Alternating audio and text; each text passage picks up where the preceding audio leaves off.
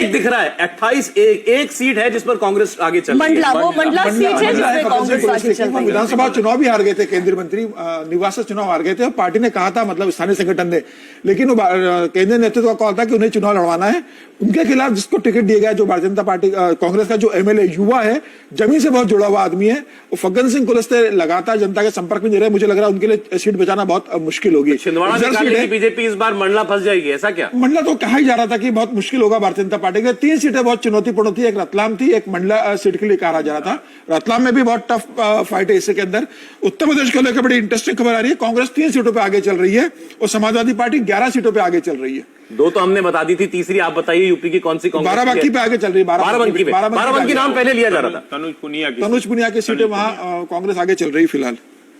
बाराबंकी के बारे में एक चीज और कि वहां के जो प्रत्याशी थे उनके ऊपर कुछ आरोप लगे थे, उनको छोड़कर प्रत्याशी बदलना पड़ा था। मेरे ख्याल से राजरानी रावत वहां से प्रत्याशी। जी, अभी तक के सारे ट्रेंड स्टेट वाइज तो जो एक्सपेक्टेड लाइंस थे उसी पर दिखाई दे रहे हैं। हाँ, एग्जिट पोल में जो कुछ दिखाया गया उसी डायरेक्शन की। देखिए, मैंने कहा कि एग्जिट पोल डायरेक्शन एक दिखा देते हैं, तो उसी डायरेक्शन में ये ट्रेंड दिखाई दे रहे हैं।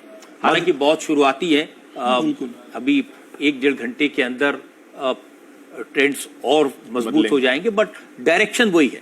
और 1-1.5 मिनट में ईवीएम खुलेगी। 1-1.5 मिनट में ईवीएम खुल जाएगी।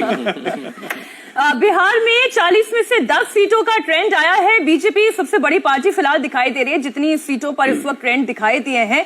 ऊपर देखिए, एनडीए की टैली 200 पार हो चुकी है, 206 पर आ गई है। इंडिया अलायंस अभी हाफ सेंचुरी नहीं लगा पाई है, 47 दिखाई दे रहा है वहां पर आंकड़ा। मध्य प्रदेश की बात कर रहे हैं, एक सीट जहां पर कंपटीशन है वो मंडला सीट दिखाई दे रही है, जो सीट फंसी हुई है। गुजरात में बीजेपी लगातार लीड कर रही है। मध्य प्रदेश में 27 सीटों पर बीजेपी आगे चल रही है। 28 एक मंडला सीट की हमने यहां पर चर्चा की। पश्चिम बंगाल में 18 में से 11 सीटों पर इस वक्त बीजेपी लीड करती हुई दिखाई दे रही है। बंगाल को लेकर, बिहार को लेकर बड़ी इंटरेस्टिंग खबर आ रही है। कांग्रेस 7 सीटों पर आगे चल रही है। कांग्रेस 7 पर बिहार में आगे। जनता दल 0 सीट पे आगे चल रही है। 14 सीटों पे एनडीए है। आप चिंता मत कीजिए, शुरुआती ट्रेंड से आप चिंता मत कीजिए। 7 बीजेपी 2 जेडीयू, जो हम यहाँ पर ट्रेंड दिखा रहे हैं बिहार का। पोस्टर बैलेट में कांग्रेस आगे चलती है, इसीलिए कांग्रेस कह रही थी पोस्टर बैलेट पहले दिखा। दो स्टेट से बड़ा इंटरेस्टिंग चल रहा है। हरियाणा में 7-3 स्कोर चल रहा है बीजेपी कांग्रेस 3 पर, और महाराष्ट्र में 10 भाजपा आगे चल रही है, 2 पर उद्धव ठाकरे आगे चल रहे हैं। देखिए, हरियाणा में तो माना जाता है ना कि रोहतक, सोनीपत, सिरसा, हिसार, करनाल, ये ऐसी सीटें हैं जो मुश्किल सीटें हैं बीजेपी के लिए इस बार। जो वहां पे अगर इन सीटों में कुछ बदलाव हुआ तो देखिए, खुद अमित शाह जब बात कर रहे थे तो उन्होंने कहा था कि हरियाणा ऐसी स्टेट है जहां पे हमारे को कुछ नुकसान हो सकता है।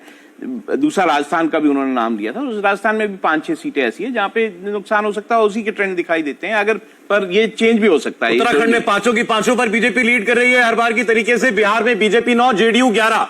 9 पर बीजेपी, 11 पर जेडीयू आगे ट्रेंड कर रही है। महाराष्ट्र में आपको बताया 10 पर बीजेपी और 2 पर उद्धव बाला साहब ठाकरे पार्टी लीड कर रही है। पश्चिम बंगाल में 11 पर बीजेपी लीड कर रही है। उड़ीसा में 6 ट्रेंड्स हैं, 6 के 6 बीजेपी के पक्ष में जाते हुए दिखाई दे रहे हैं। हरियाणा में 3 पर कांग्रेस पार्टी आगे। ओवरऑल ट्रेंड्स 543 में से 322, 259 पर एनडीए आगे, 52 पर इंडिया गठबंधन।